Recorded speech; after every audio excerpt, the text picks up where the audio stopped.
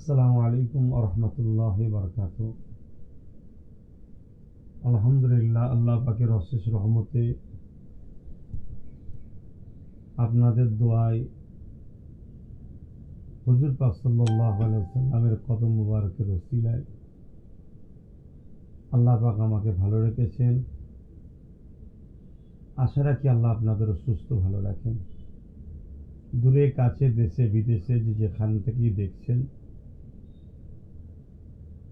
নিশ্চয়ই আপনাদেরকে জানিয়েছি যে প্রতি শুক্রবার সন্ধ্যা 7টার সময় আমার ভালোবাসার মানুষদের প্রশ্ন উত্তরের জবাব দিতে তাদেরই রিকোয়েস্টে আমি লাইভে আসছি। গত সপ্তাহে শুক্রবার অত্যন্ত দুঃখের সাথে বলছি যে আসার ইচ্ছা থাকলেও সময় সাথ দেয়নি। বড় পেরেশানের মধ্যে ছিলাম, বড় কাজের মধ্যে জড়িয়েছিলাম, তার জন্য আমি দুঃখিত। আলহামদুলিল্লাহ আজকে আসতে পেরেছি আপনাদের সঙ্গে কিছু কথাবার্তা আলাপ আলোচনা প্রশ্ন উত্তরের বিনিময় নিয়ে। তাই আপনারা সময় নষ্ট না করে আমি চাই আপনাদের প্রশ্ন আমার উপরে যেটা বিভিন্ন জায়গায় থাকে, আমি সময় দিতে পারি না, আমাকে আপনারা হয়তো পান না, অনেক কিছু কোশ্চেন থাকে জিজ্ঞেস করার, সেটা আজকে এই সোশ্যাল মিডিয়ার মাধ্যমে সেই প্রশ্ন উত্তর আমরা বিনিময় করব ইনশাল্লাহ।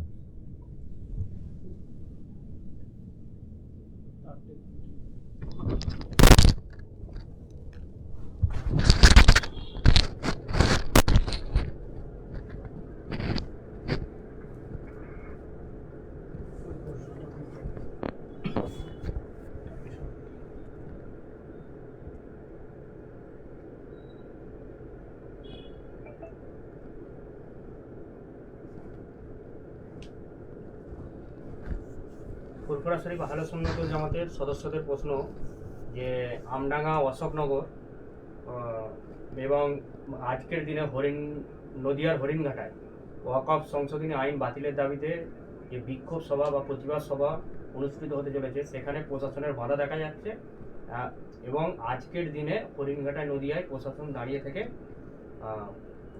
প্রতিবাদ সভাকে বাতিল করে দিয়েছে। এ প্রসঙ্গে আপনি কি বলবেন? অত্যন্ত দুঃখজনক কথা। এটা সংবিধান বিরোধী একটা কর্মকাণ্ড। কেন্দ্র সরকারও যেমন সংবিধান বিরোধী কাজের সঙ্গে জড়াচ্ছে, রাজ্য সরকারও ঠিক সংবিধান বিরোধী কার্যকলাপ করে বেড়াচ্ছে। অ্যাকচুয়ালি ব্যাপারটা নিয়ে বুঝতে হবে। আমার আহলে সুন্নাতুল জামাতের কর্মীদের বলবো, মন ভেঙো না।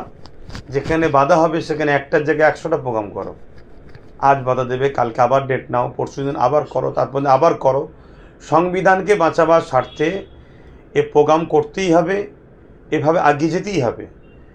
এবারে কেন দিচ্ছে এটা কারণ হতে পারে, কেন আমরা সকলে শুনছি রাজ্য সরকার নাকি বলেছে আমি এখানে ওয়াকফ কালা কানুন লাগু হতে দেব না। এটা রাজ্য সরকার সম্পূর্ণ একটা নাটক বা ড্রামা করছে, যেমন বিগত দিন নাটক করে আসছে। রাজ্য সরকারও এই আইনের পক্ষে এবং ওয়াকফের বিরুদ্ধে। কেন রাজ্য সরকারের আমলা চামলারা বা আমার রাজ্যে ৭৫,০০০ বিঘে সম্পদ আজকে বেদখল হয়ে আছে। রাজ্য সরকারের অনেক নেতামন্ত্রী তারা ওয়াকফ সম্পদকে ঝেড়ে খাচ্ছে, লুটেপুটে খাচ্ছে। অতএব ওয়াকফের বিরুদ্ধে রাজ্য সরকারও ইসলামের চরম দুশ্মন, চরম বিরোধী। তাই তো বলেছিল কোরআন শেষ হয়ে যাবে, আমার উন্নতি শেষ হবে না, ইত্যাদি ইত্যাদি। মাদ্রাসা থেকে শিক্ষক নিয়োগ বন্ধ করে দিচ্ছে। অতএব এটা আমাদেরকে স্পষ্ট ভাষায় বুঝতে হবে, স্পষ্টভাবে বুঝতে হবে। কেন্দ্র সরকার যেমন প্রকাশ্য আমাদের দুশ্মনী করছে, ইসলামের ক্ষতি করছে, রাজ্য সরকার বন্ধু সেজে আমাদের ক্ষতি করছে, তার একটা প্রমাণ প্রশাসন দিয়ে ছোট ছোট করে প্রোগ্রাম করছে। আহলে সুন্নাতুল জামাতকে আমি বলেছি গ্রাম্য লেভেলে, পঞ্চায়েত লেভেলে নেবে প্রোগ্রাম করতে। খুব বড় সভা এখন করছি না আমরা, কেন আমরা মানুষকে জানাচ্ছি আমরা প্রথম স্টেপ আইনের ভাবে যেভাবে চলা দরকার সেভাবে চলছি। এই জায়গায় আমার কর্মীদেরকে এতটুকু বলবো, মন ভেঙো না, আরও করো। একটা বাধা দিলে 100টা করো। আর যদি কোনো সমস্যা হয় কেন্দ্র অফিসে যোগাযোগ করো, যে জায়গায় বাধা আসবে সে জায়গায় আমার ডেট নাও, আমি কষ্ট করে হলেও অনেক ব্যস্ততার মধ্যে থেকে ডেট দেবো, সেখানে বিশাল বড় জমায়েত করো। যেখানে 200, 500, 1000, 1500 লোকের বাধা দিচ্ছে, সেখানে 20, 30, 40, 50,000 লোকের জামায়াত করো, ইনশাল্লাহ আমি যাব, দেখব। গণতন্ত্র, সংবিধান আমাদের সাথে আছে। সরকার কত এসেছে, কত আছে, কত চলে যাবে, ওটা নিয়ে ঘাবড়াবার কিছু নেই। আরও প্রোগ্রাম বাড়াও। অয়ন মণ্ডল জানাচ্ছে, দেশ জুড়ে রাজস্থান, গুজরাট, মহারাষ্ট্র, দেশের বড় বড় শহরে বাংলার শ্রমিকদের উপর প্রশাসনের অত্যাচার দেখা যাচ্ছে এবং কিছু সন্ত্রাসী গোষ্ঠীরও অত্যাচার দেখা দিচ্ছে, বিশেষ করে মুসলিম সম্প্রদায়ের উপর। যাক, আমার অয়নদাকে একটা খুব ভালো প্রশ্ন করেছেন দাদা। ব্যাপারটা হচ্ছে, দেশের বর্তমান যিনারা শাসক আছেন, ইনারা পুঁজিপতিদের পক্ষে, গরিবদের বিরুদ্ধে। এটাকে প্রথম ক্লিয়ার। গরিব এবার কোন ধর্মের, কোন জাতের, সেটা ভিন্ন বিষয়। ইনাদের কেন্দ্রে যে সরকার আছে, প্রথম লক্ষ্যই হচ্ছে গরিবদের বিরুদ্ধে, পুঁজিপতি, অর্থশালী কর্পোরেটদের পক্ষে। এবারে মুসলিমদের ওপরে আঘাতটা আরও বেশি আসছে। এর পিছনে একটা কারণ আছে। কেন? মুসলিম কেন্দ্র সরকার জানে মুসলিমরা আমাদের ভোট দেবে না, অতএব তাদের বিরুদ্ধে প্রকাশ্য প্রথম মুসলিমদেরকে শেষ করো, তারপরে এসসি, এসটি, আরও যারা অন্য সম্প্রদায়ের গরিব সমাজ আছে, দলিত আছে, যেমন উত্তরপ্রদেশে বিভিন্ন দলিতদের ওপরও তো জুলুম হচ্ছে, তাদের ওপরে করো। তো এটা একটা ফ্যাসিস্ট চিন্তাভাবনা বা স্বৈরাচারী চিন্তাভাবনা সরকার চলছে। এর বিরুদ্ধে আমাদেরকে সংবিধানকে মান্যতা দিয়ে সমস্ত দেশবাসীকে ঐক্যবদ্ধ হতে হবে, পিছিয়ে পড়া মানুষকে এক হতে হবে। নয় আগামী দিন আমার দেশ এবং দেশের একটা বড় অংশ গরিব সমাজ, তারা ধ্বংসের মুখে আরও এগিয়ে যেতে চলেছে। এটা আমি আমার দাদাকে বলবো, আসুন আমরা সবাই একত্রিত হয়ে এই ফ্যাসিস্ট চিন্তাভাবনা কেন্দ্র জালিম সরকারের বিরুদ্ধে আমরা সংগঠিত হই।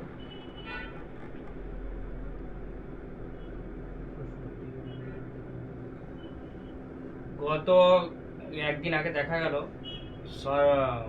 সরকার দ্বারা দীঘায় মন্দির উদ্বোধন, এই প্রসঙ্গে কি বলবেন? দেখুন, ধর্মীয় বিষয় নিয়ে আমি কোনো রকম কথা বলাটা ঠিক পছন্দ করি না, তবে ধর্মকে সামনে রেখে তো আজকে রাজনীতি হচ্ছে। যেমন কেন্দ্র সরকার ধর্মকে সামনে রেখে রাম মন্দির করে মানুষের ভোটকে নিয়ে নিবার ষড়যন্ত্র করলো, ঠিক তেমনই রাজ্য সরকার সমানভাবে পাল্লা দিচ্ছে, যাতে করে আমিও ধর্মীয় সুশ্রী দিয়ে, ধর্মীয় ইস্যু দেখিয়ে আমিও ভোটটা নিতে পারি। তবে মনে রাখবেন, এই দুই সরকার টাকার ইপিট আর উপিট, দুই সরকারই দেশের সম্পদকে তছনছ করছে। আজকে আমাদের রাজ্যের স্কুলগুলো বন্ধ হয়ে যাচ্ছে, আমাদের রাজ্যের 26,000 চাকরি বাতিল হয়ে গেল, কত ছেলেদের লাইফ নষ্ট হচ্ছে। আমার রাজ্যের বেকারত্ব দিনকে দিন বাড়ছে, আমার রাজ্যের যারা ডিএ পাচ্ছে না, বিভিন্ন বিষয়ে রাজ্যে, তারপরে চিকিৎসার ব্যবস্থা নাই। আজকে যে মেদিনীপুরে হলো, পূর্ব মেদিনীপুরে যথেষ্ট আমি যাই, বেশিরভাগ মানুষ তারা ঝুপড়ির মধ্যে অনেক গরিবীভাবে জীবনযাপন করে। বন্যা হলে প্রায় ডুবে যাচ্ছে, প্রায় সেই এলাকা মানুষ পানির কবলে চলে যাচ্ছে, সেদিকে খেয়াল নাই। সেখানে কি করছে? ধর্মের একটা সুশ্রী দিবার জন্য রাজ ফান্ড থেকে, যেটা সংবিধান বিরোধী, দেশের একজন সরকারের এটা কাজ নয়, রাজ্যের সিএমের এটা কাজ নয়, কিন্তু সে বিষয়ে কাজ দিয়ে একটা বিভাজনের রাজনীতি করতে চাইছে। যেভাবে কেন্দ্র সরকারও করছে, রাজ্য সরকারও সমানভাবে পাল্লা দিচ্ছে। আমি আগেও বলেছি, আজও বলছি, এই দুই সরকার টাকার ইপিট আর উপিট উভয়েরই মাথার টিকি বাঁধা আছে নাগপুরের দরবারে। মুন্নাফ খান ও আলী আফসার জানতে চাইছে যে আপনি কবে মালদায় আসছেন আর ক্যানিংয়ে কবে যাচ্ছেন? দেখুন, এটা তো সে খাতায় আছে প্রোগ্রামের বিষয়গুলো ভাই, আমি এই বিষয়ে খাতা না দেখলে বলতে পারবো না। তবে অবশ্যই আমার প্রোগ্রাম থাকলে আপনারা খবর পাবেন। আমার পিএবিএস এবং আমার এই যে পীরজাদা এমডি আব্বাস সিদ্দিকী যে পেজ এবং আমার যে নম্বর আছে, সেই নম্বরে কন্ট্যাক্ট করবেন। আমার যে পিএ আছে সে ফোন উঠাবে, অবশ্যই আপনাদের সঙ্গে কথা বলবে। এগুলো খাতায় আছে, আমি ঠিক জানি না। উত্তরবঙ্গে কি ওয়াকফ সংশোধনী আইন প্রত্যাহারের দাবিতে আপনি কি সভা করবেন? দেখুন, সভা তো পুরো দেশ জুড়ে চলছে, সব জায়গাতেই সভা হওয়া দরকার। অবশ্যই আমার প্রোগ্রাম সব জায়গাতেই হবে, কিন্তু আমি আহলে সুন্নাত ওয়াল জামাত দীর্ঘ 9 বছর ধরে আমি সংগঠন চালাচ্ছি। এবং দীর্ঘ 9-10 বছর ধরে আমি আন্দোলন করছি অকাপ বাঁচাও নিয়ে, এবং জল জঙ্গল সম্পদ প্রত্যেকটা পিছিয়ে পড়া মানুষের হয়ে আমি আওয়াজ তুলছি। আজও আমার বিভিন্ন জায়গায় আহলে সুন্নাত ওয়াল জামাতের নিচতলার যারা কর্মী আছে তাদেরকে দিয়ে ছোট ছোট করে প্রোগ্রাম করে সর্বধর্মের মানুষকে জাগাচ্ছি যে অকাপটা শুধু মুসলমানদের বিষয় নয়, একটা ধর্মীয় বিষয়। যেমন অকাপ যে আইনটা হয়েছে সংবিধান বিরোধী, তা আমার অমুসলিম ভাইদেরকেও সজাগ করা দরকার যে আপনাদেরও দেওবত্ব সম্পদ আছে। আমাদের যেমন অকাপ কমিটি, আপনাদের দেওবত্ব কমিটি, যেমন জল জঙ্গল আদিবাসীদের আগে জল জঙ্গল নিয়েছে, তারপরে অকাপ নিচ্ছে, কালকে আপনাদেরও নেবে। এই কাজ আমাদের ছেলেদের চলছে। অবশ্যই আমার উত্তরবঙ্গের যত মানবপ্রেমিক মানুষ আছেন, জাতি ধর্ম বর্ণ নির্বিশেষে, বিশেষ করে আমার ভালোবাসার মানুষ, অবশ্যই আপনারা প্রস্তুত থাকেন। আগামী দিন পুরো দেশ জুড়ে ততদিন পর্যন্ত আন্দোলন হবে। এই আন্দোলন তো আমি চালিয়ে আসছি, আগামীতেও চালাবো, যতদিন না এই অকাপ শুধু কালা কানুন বাতিল নয়, আমাদের আমরা পুনরায় সমস্ত সম্পদকে উদ্ধার করে আমরা যতক্ষণ না ফিরে পাচ্ছি, আন্দোলন আমাদেরকে চালিয়ে যেতে হবে। এটা আমাদের ইমানি দায়িত্ব তো বটে। 4 তারিখে আপনার ক্যানিংয়ে প্রোগ্রাম আছে, যারা প্রোগ্রামের উদ্যোক্তা তাদেরকে পুলিশে হ্যারেস করছে। দেখুন, পুলিশ আর পুলিশের ইউনিফর্মে পার্টির ক্যাডার দুটো জিনিস আলাদা। পুলিশ এটা করছে আমি কখনো মানতে পারি না, কেন পুলিশ সংবিধানের ওপরে হাত রেখে শপথ নিয়েছে আমি সংবিধানই মান্যতা দেবো। এরপরও যদি মনে হয় কোনো পুলিশ সংবিধান বহির্ভূত কাজ করছে, সেটা আমাদের জন্য তাহলে খুবই দেশের জন্য দুঃখজনক। তবে আমার বিশ্বাস প্রশাসন এরকম কাজ করবে বা কারো দালালি করবে, কারো চাটগাড়ি করবে, যারা উপযুক্ত মানে কোয়ালিফাই দিয়ে পরীক্ষা দিয়ে চাকরি পেয়েছে তারা করতে পারে না। তবে হ্যাঁ, প্রশাসনের ইউনিফর্মে পার্টি তার কিছু গুন্ডাকে ঢুকিয়ে দিয়েছে, তারা দলদাস হয়ে পার্টির কর্মীদের, পার্টির নেতাদের হুকুমের ইশারায় চলছে। এই বিষয়ে আমি একটাই কথা বলবো সাধারণ জনগণকে, আপনারা আরও সক্রিয় হন, আরও সংগঠিত হন। এখন যদি লড়াইয়ে নামি 2-5 জনের জান গেলেও হয়তো আমরা এই দেশের সংবিধান বিরোধী যে প্রশাসনের ইউনিফর্মে যে গুন্ডা ফিট করে যে কাজ চলছে এটাকে রুখতে পারবো। যদি আজকে এটা দেখে আমরা চুপ করে যাই, আগামী দিনটা কিন্তু আরও ভয়ানক দিন আসবে, আরও কঠিন দিন আসবে, যেদিন কিন্তু আমাদের রুকা কোনোভাবে সম্ভব হবে না। এবং যিনারা জলসা কমিটির মানুষ আছেন, আপনারা কোনো চিন্তা না করে, অন্যায় তো হবে, জুলুম হবে, আপনি হকের পক্ষে থাকবেন, আপনার উপর জুলুম হবে না এটা ভাবতে গেলে হবে না। কিন্তু এখন যে জুলুমটা হচ্ছে, এর থেকে ভয়ানক জুলুম কিন্তু অন্য অন্য জায়গাতে হচ্ছে। কাল কিন্তু আপনার পরিবার, আপনার সন্তান, আপনার বাচ্চার ওপরে আরও ভয়ানক হবে যদি আপনারা চুপ করে যান, পিছিয়ে যান। আপনারা আরও মজবুত হয়ে এগিয়ে যান। প্রয়োজন হয় আপনারা যোগাযোগ করুন, কেসের মাধ্যমে আমরা আইনের মাধ্যমে এর সমাধান আমরা বুঝে নেব ইনশাল্লাহ। আজকে রাজ্যের মাধ্যমিকের ফলাফল ঘোষণা হয়েছে, পরীক্ষার্থীদের যারা উত্তীর্ণ হয়েছে তাদেরকে কি বলবেন? এবং দেখা যাচ্ছে আপনার বিধানসভা জাঙ্গিপাড়া এলাকারও একজন ছাত্রী সে 9ম স্থান অধিকার করেছে। হ্যাঁ, আমি শুনেছি, আমি খুবই খুশি। এটা আমাদের গর্ব যে আমাদের মায়ের যিনারা নারী, তিনারাও শিক্ষাতে অনেক এগিয়ে যাচ্ছে। প্রত্যেকেরই শিক্ষার দিকে এগিয়ে যাওয়া দরকার। প্রত্যেককে আমার আন্তরিক ভালোবাসা, শুভেচ্ছা থাকবে। পাশাপাশি প্রত্যেককে আমি বলবো আরও এগিয়ে যান এবং ভালো আইএস, আইপিএস, ডাব্লিউবিসিএস এই দিকে যাবার চিন্তাভাবনা যাতে নিতে পারেন, এটা আমি আশা রাখবো। বিশেষ করে আজকে আমার দেশকে বাঁচাবার জন্য আমাদের নতুন প্রজন্মকে আমাদের শিক্ষার দিকে আরও এগিয়ে আসতে হবে। তবে দুঃখের বিষয়, আমাদের নতুন প্রজন্মের মেরুদণ্ডকে, আমাদের শিক্ষা ভবিষ্যৎকে ধ্বংস করার জন্য কি কেন্দ্র কি রাজ্য একসাথে সেটিংভাবে শিক্ষাকে ধ্বংস করে দিতে চাইছে, স্কুলগুলোকে বন্ধ করে দিতে চাইছে। এই যে শিক্ষক স্কুলে কম, এটা একটা শিক্ষাকে ধ্বংস করা একটা পরিকল্পনা। তাই যারা শিক্ষা প্রেমিক তেনাদের সবাইকে বলবো, শিক্ষায় যেমন এগিয়ে যেতে হবে, যাতে করে আমার দেশের নতুন প্রজন্ম শিক্ষা পায়, তার জন্য আপনাদের ঘরে এগিয়ে আসতে হবে, ভাবতে হবে। সাকলিন আহমেদ শেখ জানতে চাইছে, একজন আধ্যাত্মিক নেতা হিসাবে আপনি কিভাবে দেখেন যখন নির্দোষ মানুষ শুধু তাদের ধর্মের কারণে নির্যাতনের শিকার হন? দেখুন, এ বিষয়ে আমি একটাই কথা বলছি। আল্লাহ পাক কোরআন পাকের মধ্যে বলেছেন, তোমরা কারোর উপরে জুলুম করো না, বাড়াবাড়ি করো না, কিন্তু তোমাদেরকে মানে তোমরা নির্দোষ, তারপরও তোমাদের উপরে কেউ যদি জুলুম করতে আসে তখন তোমরা নিজেদের জান রক্ষা করার জন্য তোমরা ডিফেন্সে নামো, সেটাকে প্রতিহত করো। তবে আজকে দুঃখের বিষয়, আমাদের চরম একটা ভুল হয়েছে, যেটা আমরা রাজনীতিতে প্রতিদ্বন্দ্বিতায় এগিয়ে যাই না। আমরা স্বাধীনতার পর থেকে সেই এক শ্রেণীর মানুষের পিছনে আমরা দাসত্ব স্বীকার করে তাদেরকেই পিছনে ঘুরে বেড়াচ্ছি, কখনো এই কালারে আসছে, কখনো ওই কালারে আসছে। তাই আমার মনে হয় এই জুলুম থেকে আমাদের শিক্ষা নেওয়া দরকার।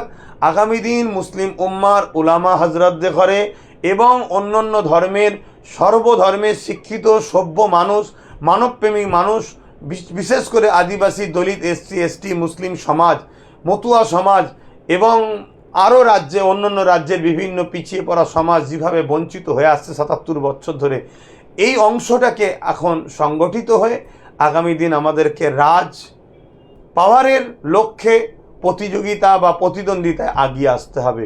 তবে এটা আমাদের সমাধান হবে। অবশ্যই আমাদের সৃষ্টিকর্তার উপরে ভরসা রাখতে হবে, যেমন পাশাপাশি আমাদেরকে চেষ্টাও করতে হবে সমাধানের জন্য। তো গতকাল দেখা গেল দীঘায় জগন্নাথ মন্দির উদ্বোধনে মমতা ও দিলীপ ঘোষ বৈঠক, কি বলবেন? দেখুন, এ বিষয়ে কি বলবো, দুজনে একই তো, এক জায়গায় বসে তো সমস্যা কি আছে? দুজনাই একই গ্রুপের, একই দলের, একটা রঞ্জি ট্রফি আর একটা হচ্ছে কি বলে দেশের জাতীয় টিম। দুটোই একই ব্যাপার, দুটোরই মাথা নাগপুরেতে বাঁধা আছে, দুজনাই একই লাইনের মানুষ, দুজনের চিন্তাভাবনা একই। বেকারত্ব বাড়াও, গরিবি বাড়াও, দেশকে ধ্বংস করো, সমাজকে ধ্বংস করো, শিক্ষাকে ধ্বংস করো, বিশেষ করে ইসলাম সমাজকে ক্ষতি করো। অতএব তারা দুজন এক জায়গায় বসেছে, এ নিয়ে আমি কি আর বলতে পারি? আমি একটাই কথা বলবো, এগুলো দেখে মানুষের শিক্ষা নেওয়া উচিত, মানুষের ভাবা উচিত যে আমরা কাদের হয়ে কাদের বিরুদ্ধে লড়ি আর কাদের হয়ে কাদেরকে শেষ করছি। কিছুদিন আগে আমডাঙ্গায় একটা ভুলপাক্স ইসলামকে নিয়ে একজন কটূক্তি করেছিল, তাকে অ্যারেস্ট করেনি মুসলিম সমাজের লোকজন। এটা নিয়ে আন্দোলন করতে গেলে পুলিশ তাদের উপরে নির্মমভাবে অত্যাচার করে, লাঠিচার্জ করে এবং পরবর্তীতে তাকে চাপের মুখে পড়ে অ্যারেস্ট করলেও পরবর্তীতে এমন সেকশন দেয় পরের দিনে জামিন পেয়ে যায়। এখন দেখা যাচ্ছে যাদের উপরে লাঠিচার্জ করেছিল তাদের কি আবার কেস দিয়ে অ্যারেস্ট করছে। পুলিশটা কার? রাজ্য সরকারের। রাজ্য সরকার কি হজরত মোহাম্মদ সাল্লামের বিরুদ্ধে?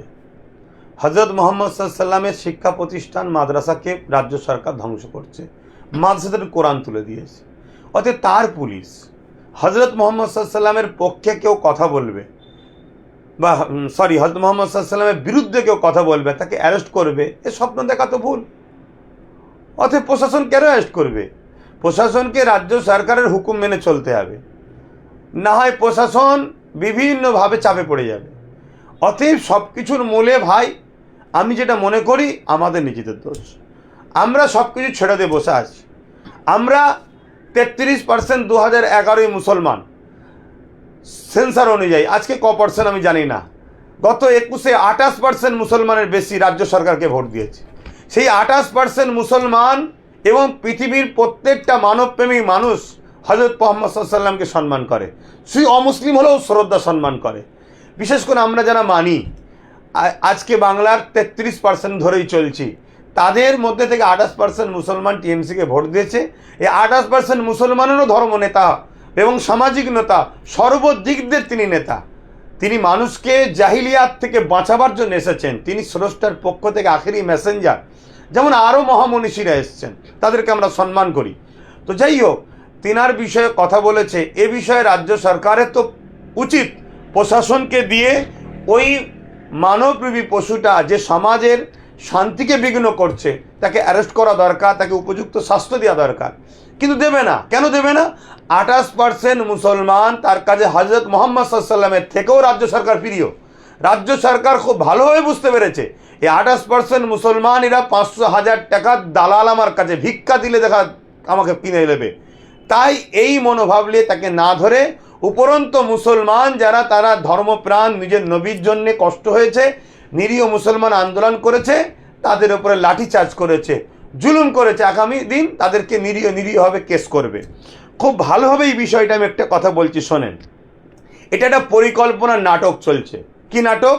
মুসলমানদের ঘরে মিথ্যা মামলায় জড়াও। কেন জড়াও? এই মামলায় জড়ালে ওদের আর্থিক কাঠামোটা আস্তে ধ্বংস হবে। কোটি কোটি মুসলমানকে কেস দাও, তাহলে পুরো দেশ জুড়ে, তাহলে আর্থিক দিক দিয়ে ধ্বংস হবে। দ্বিতীয় নম্বর কথা, যে মুসলমানটাকে কেস দেবে তাকে একটা কেসের ভয় থাকবে, তাকে প্রশাসন দিয়ে এমনভাবে পেটো যাতে করে তার মধ্যে একটা আতঙ্ক তৈরি হয়, আগামী দিন কোনো অন্যায়ের বিরুদ্ধে যেন সে সামনে না গিয়ে আসে। 4 নম্বর কথা, সে ধর্ম থেকে যেন আস্তে আস্তে পিছিয়ে যায়, ধর্মের ওপর যে দরদ টান এটা যেন কমে যায়। এই জায়গায় দাঁড়িয়ে থেকে আমি 28 আর 33-এর বিভাজনে যাচ্ছি না, কমসে কম ভুল হওয়ার পরও মানুষের শিক্ষা নেওয়া দরকার।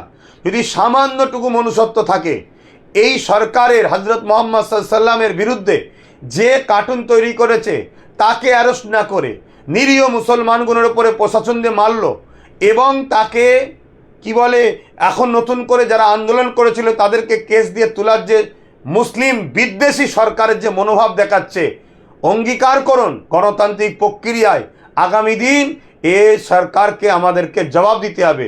আর জবাব দিয়ে অন্য কারো দালালি করলে হবে না, নিজেদের ঘরে কি বলে রাজনীতির পাওয়ারের প্রতিযোগিতায় আসতে হবে। ডক্টর বাবা সাহেব আম্বেদকর যেটা বলেছে, সংখ্যা অনুপাতে ভাগিদারি। আমরা 33 হোক, 30 হোক আর 10 হোক, সংখ্যা অনুপাতে আমাদের এমএলএ থাকবে, এমপি থাকবে, রাজ পাওয়ার থাকবে, রাজনীতির দল থাকবে, তবে আমরা আগামী দিন কামিয়াবি হব।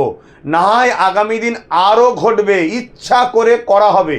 একজন দুজনকে দিয়ে বলবে যে তুমি হযরত মুহাম্মদ সাল্লাল্লাহু আলাইহি ওয়াসাল্লামের বিরুদ্ধে বলো, কোরআনের বিরুদ্ধে বলো, আল্লাহর বিরুদ্ধে বলো, তোমার কোনো চিন্তা নেই। তোমাকে যদি খুব চাপাচাপি হয় তুলে নিয়ে যাব, হালকা কেস দেবো, জামিন নিয়ে চলে আসবে, তোমাকে অনেক পুরস্কৃত করা হবে, তোমাকে অনেক সম্মানিত করা হবে। কিন্তু তুমি এই কথাটা বলো, আর যখনই বলবে আমরা স্বাভাবিক প্রশাসনের দ্বারস্থ হব। প্রশাসন যখন অবহেলা করবে, আমডাঙ্গায় যেটা ঘটনা আমি তো নিজে শুনেছি, প্রশাসনের কাছে প্রথম পাবলিক গেছে, প্রশাসন সেখানে গুরুত্ব দেয়নি।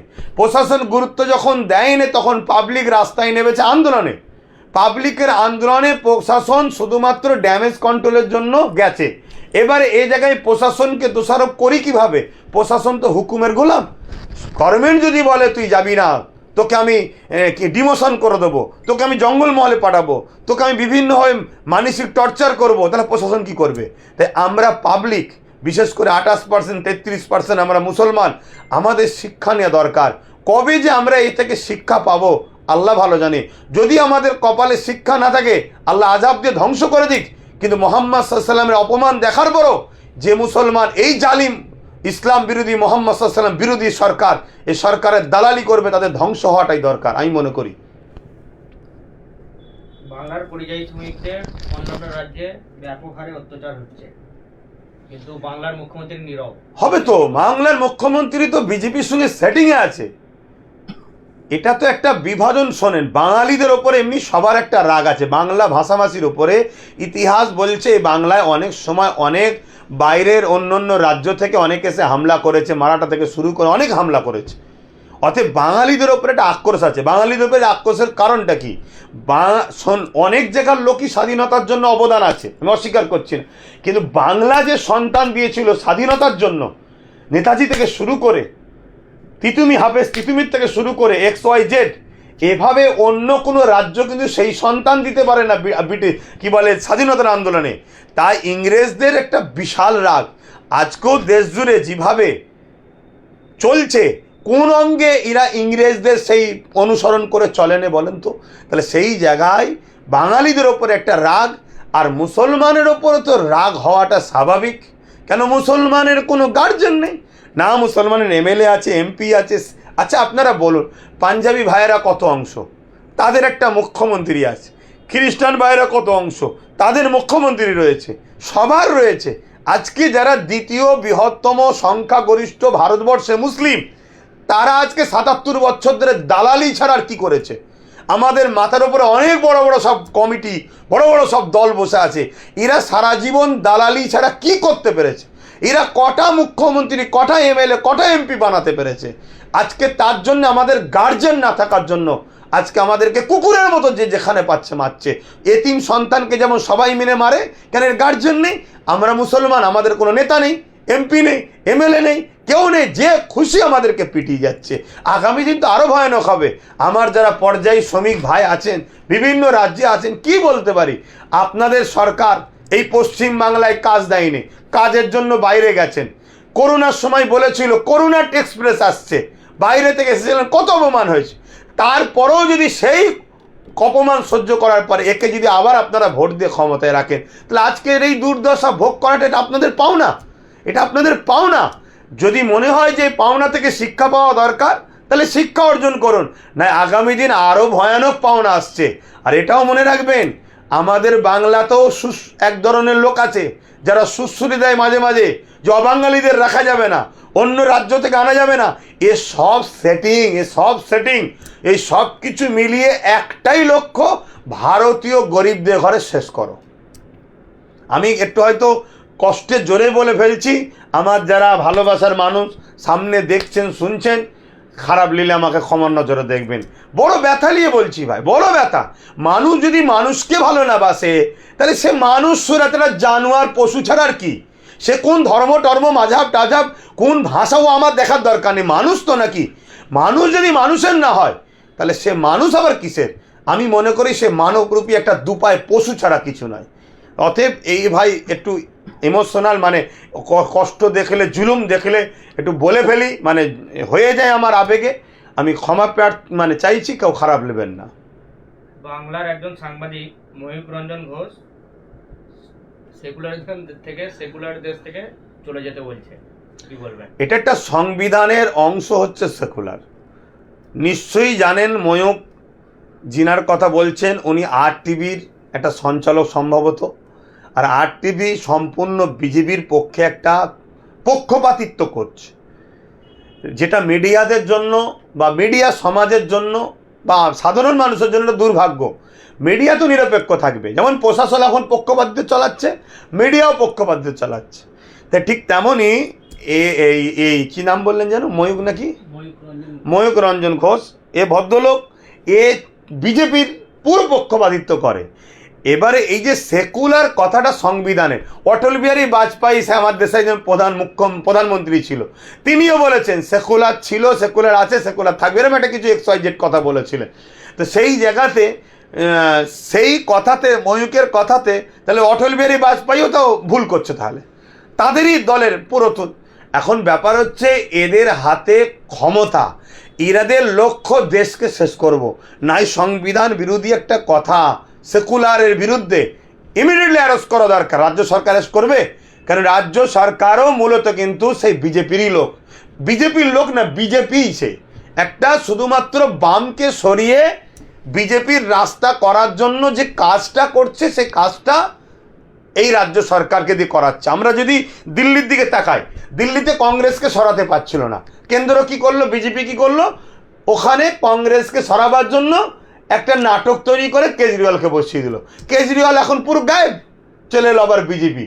ঠিক তেমনই পশ্চিম বাংলা থেকে বামকে কোনোভাবে সরাতে পারছিল না। সেই বামকে সরাবে কি করে? একটা সেকুলার মুখ দরকার।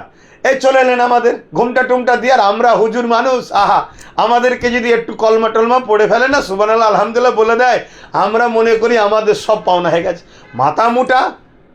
মাথা মোটা ধ্বংস তো এই একদল মোল্লা মুড়ি সাহেবদের জন্য আমার জাত ধ্বংস হয়ে যাচ্ছে, আমার কম ধ্বংস হয়ে যাচ্ছে। এরা দালালি ছাড়া দ্বিতীয় কিছু করেনি। মনে পড়ছে কোন এক মসজিদের ইমাম দাড়ি লাল করে মাথায় হাত দিয়ে বলেছিল, মমতার মতো প্রত্যেকটা ঘরে ঘরে যেন একটা করে মেয়ে হয়। হ্যাঁ, তুই ইমাম, তুই তো দালাল একটা। এই রকম যারা দালালদের জন্য আজকে আমার কম ধ্বংস হয়ে যাচ্ছে। তো সেই জায়গায় ভাই আমার ভাষা একটু করা হয়ে যায়, কি করব এখন, মানে একেবারে কমকে শেষ করে ফেলছে। কিভাবে খুন করছে মুসলমানগুলোকে আমার দেশে, কুপিয়ে কুপিয়ে মারছে, সব ভিডিও হচ্ছে, কাউকে অ্যারেস্ট করছে দেখছেন, কাউকে ধরা হচ্ছে দেখছেন। এখানে তো বোঝাই যাচ্ছে মুসলিম হত্যা, গণহত্যা হবে ভারতে, আরও হবে। এ মুসলমান যদি মনে করে দিদি বাঁচাবে, দাদা বাঁচাবে, কেউ বাঁচাবে না, সব বেটা আমাদেরকে কাটবে, সবাই উঠে পড়ে লেগেছে, সব সেকুলার সেজে বসে আছে। সময়ের অপেক্ষা, না হয় এই যে একটু আগে বললেন না দীঘাতে মন্দির উদ্বোধন করার দিনে কি বলেছিল, ওই দিন গোশ কি বলে মাছ মাংস না কি কোনো সব বন্ধ থাকবে 3 দিন। কেন? এটা কিসের গণতন্ত্র? কে কি খাবে, কে কি, এ তো সেই বিজেপির হাওয়া। এই জন্য বললাম না, সব মাথা ওপরে বাঁধা রয়েছে। তো যাক, সেই জায়গায় আমাদেরকে আরও অন্যায় আমাদের উপরে হবে, এর জন্য আমরাও দোষী, আমাদেরই পাওনা আমরা ভোগ করছি। মাদ্রাসা যে ফাজিল ছিল, রেজাল্টে যে ফাজিল লেখা থাকতো সেটা না দিয়ে এখন এইচএস লেখা হচ্ছে। আসামে একটা বিজেপি সরকার আছে, সে তো চাইছে, বলেছিল না যে আমরা মৌলবি চাই না, আমরা কি কম্পিউটার না কি চাইলাম বলেছিল। কিন্তু ও সরকার জানে না ওই আসামে যে আছে পড়াশোনা কতদূর করেছে জানি না, আমার মনে হচ্ছে তো খুব একটা বেশি পড়েনি। কেন, পুরো আমার দেশকে শক্তিশালী করেছে যে এপিজে আব্দুল কালাম সাহেব, তিনি মৌলবি মাদ্রাসা থেকেই তৈরি হয়েছে। অতএব মাদ্রাসাতেই সব কিছু শিক্ষা দেওয়া হয়, মাদ্রাসা থেকে আধুনিকরণ করা হয়। কিন্তু মাদ্রাসা নামটা অ্যালার্জি আছে, মাদ্রাসা নামটা একটা কেমন যেন মুসলমান, তো এর জন্য এটাকে তুলে দিতে হবে। নিশ্চয়ই আমাদের বামফ্রন্টের আমলে রাজ্য সরকার কি বলেছিল, আলিয়া মাদ্রাসা ইউনিভার্সিটি, আলিয়ার ছেলে আমরা সব যারা ছিল আমরা খুশি হয়ে গেলাম। আমরা বলতে আমি নয়, বুঝাতে চাইছি। তো যাই হোক, মোল্লারা খুশি হয়ে গেলাম, আলিয়া মাদ্রাসা। আরে মাদ্রাসা আর ইউনিভার্সিটি কখনো এক আসতে পারে না। মাদ্রাসা লেভেলটা হচ্ছে কলেজ, জামিয়া লেভেলটা হচ্ছে ইউনিভার্সিটি। তো কলেজ ইউনিভার্সিটি এক ফ্রেমে আসতে পারে না, কিন্তু মোল্লারা খুশি হয়ে গেল। আর মমতা ব্যানার্জিও জানে এ মোল্লাদেরকে টোপ দিতা খুব সুবিধা, এরা বড় বোকা, এদের সামনে ঘুমটা সেজে যাও, আমার ঘুমটা দেখেই আমাকে বিশ্বাস করলে আমি কি বলছি শোনার সময় থাকবে না। ঠিক তেমনই মাদ্রাসা কথাটাকে তুলে দিয়েছে।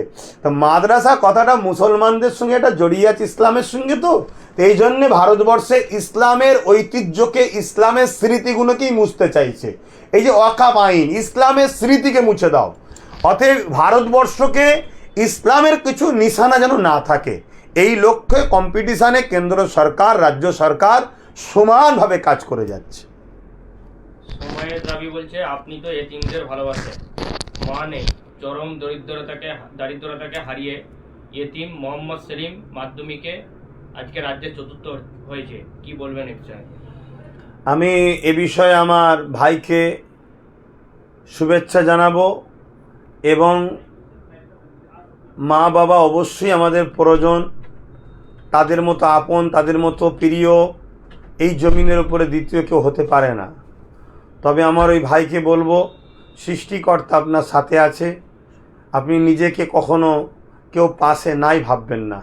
আজকে আপনি 4র্থ হয়েছেন মাধ্যমিকে, আপনাকে আগামী দিন আরও এগিয়ে যেতে হবে। তার জন্যে স্বাভাবিক বয়স হিসাবে আমি আপনার থেকে বড় দাদা যদি আমাকে মনে করেন, আপনার পড়াশোনার ব্যাপারে সার্বিক সহযোগিতা, মানে সহযোগিতা বলতে সার্বিকভাবে ভাই হিসাবে, দাদা হিসাবে আপনার পাশে আমি দাঁড়াতে ইচ্ছা পোষণ করছি। অনেকে আপনাকে সালাম জানিয়েছেন এবং শরীর সুস্থ থাকার জন্য দোয়া করছেন। সকলকে আমার পক্ষ থেকে ওয়ালাইকুম আসসালাম ওয়া রাহমাতুল্লাহি ওয়া বারাকাতুহু। আমি আপনাদের সুস্থতা কামনা করি। আমি আরও একবার বলছি, আমি খুব দুঃখের সাথে বলছি, হুজুর পাক সাল্লাল্লাহু আলাইহি সাল্লাম হলেন আমাদের জানের থেকে বেশি দামি জিনিস।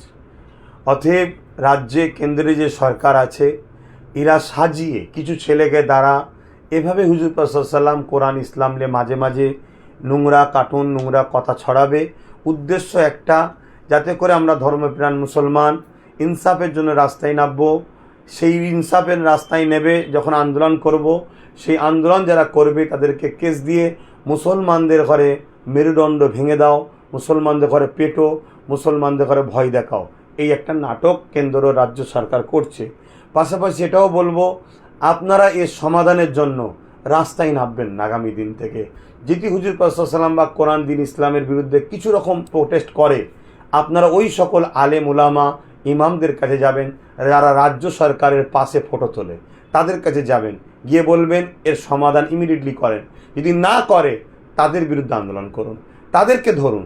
তারা রাজ্য সরকারের দালালি করছে, রাজ্য সরকারের দালালি করে এর বিনিময় নিয়ে আজকে জাতিকে তারা ধ্বংস করছে। 1 নম্বর পয়েন্ট। 2 নম্বর পয়েন্ট, আপনারা আইনের দ্বারস্থ হন। এই আইনের দ্বারস্থর জন্য অবশ্যই আমি আপনাদেরকে ওপেনভাবে বলছি, আমার ভাই নওশাদ সিদ্দিকীর কাছে আসবেন। সে যদি আপনাদের কথা না শোনে আমার কাছে আসবেন, ওকে নিয়ে আপনাদের সাথে বসিয়ে কাজ করাবো। তবে আমি বলতে পারি আমার ভাই আপনাদের কথা শুনবে না তা নয়, শুনবে, কিন্তু তারপরও বিকল্প অপশান হিসাবে রাখলাম। তো যাই হোক, এই দুটো ছাড়া তৃতীয় কোনো রাস্তায় যাবেন না। আমার কথা শুনে অনেক মুসলমান বলবে, এ কিরকম মুসলমান রে, নবীর ওপরে বিরুদ্ধে কথা যে আন্দোলন করবে না, ওরা হচ্ছে মুনাফেক, ওরা আপনাকে নাবাতে চাইছে, ওরা রাজ্য সরকারের চামচা, নাবিয়ে দিয়ে আপনাকে বিভিন্ন কেসে জড়িয়ে শেষ করে দিতে চাইছে। তাহলে সমাধান কি? এর সমাধান হলো রাজ পাওয়ার তৈরি করুন, এমন পাওয়ার তৈরি করুন। আগামী দিন আইন তৈরি করতে হবে, শুধু হজরত মোহাম্মদ সাল্লাম নয়, কোনো ধর্মের ধর্মগুরু মহানায়ক যারা ছিলেন তাদের বিরুদ্ধে যারা কোনো রকম কটূক্তি করবে, একটাই শাস্তি, যাবজ্জীবন জেল। আইন করুন, সে আইন করার মতো সরকার তৈরি করুন। আগামী দিন এটাকে প্রজেক্টে রাখুন। যে সরকার কথা দেবে, ভারতবর্ষ ধর্মনিরপেক্ষটা দেশ, এদেশে ধর্মের বিভাজন দিয়ে দেশটাকে শেষ করে দিচ্ছে। এখানে আমি আর একটা কথা বলবো, আপনারা জানেন কি জানি না, কত বড় একটা ষড়যন্ত্র হয়েছে জানেন? বনগাঁয় কত বড় একটা ষড়যন্ত্র হয়েছে জানেন? আপনারা তো এই প্রশ্ন কেউ করলেন না।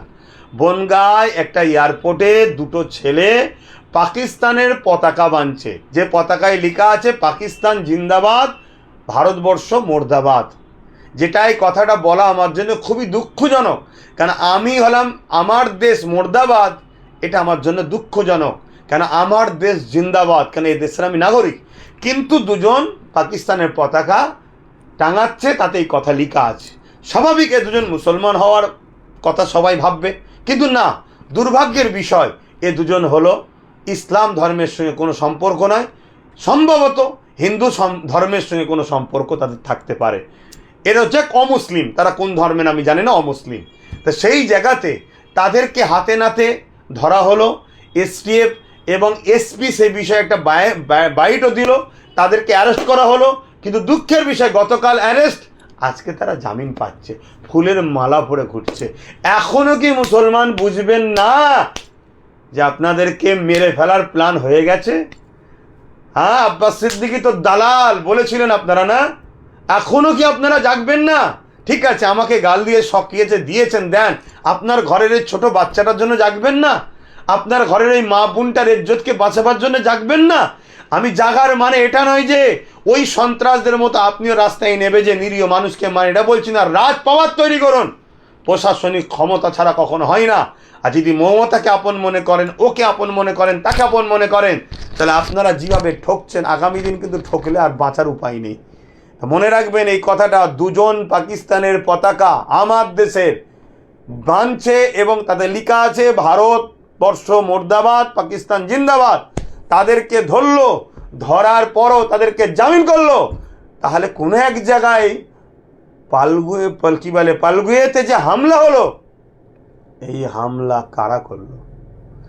এই হামলার পরে পুরো দেশ জুড়ে মুসলমান উচ্ছেদের যে ষড়যন্ত্র শুরু হলো, এই হামলা কারা করলো? একটা প্রশ্ন কি থাকে না?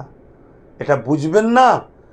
আজকে কোনো মুসলমান জীবনে কোনো দিন বলতে পারে না, ভারতের বর্ষের কোনো মুসলমান ভারতের আবহাওয়ায়, ভারতের নুন খেয়ে পাকিস্তান জিন্দাবাদ বলতে পারে না। সে তাহলে ইসলাম বিদ্বেষী, সে ইসলামের দুশ্মন, সে ইসলামে আদর্শ দেয় না আমাদেরকে। কিন্তু আজকে গাদ্দারগুলো কি করছে দেখছেন না? কিন্তু তারপরেও প্রশাসন তারা ধরা পড়বে, তারা জামিন হবে, কোর্টের মধ্যেও তাদের মানুষ রয়েছে, সব জায়গায় তারা রয়েছে।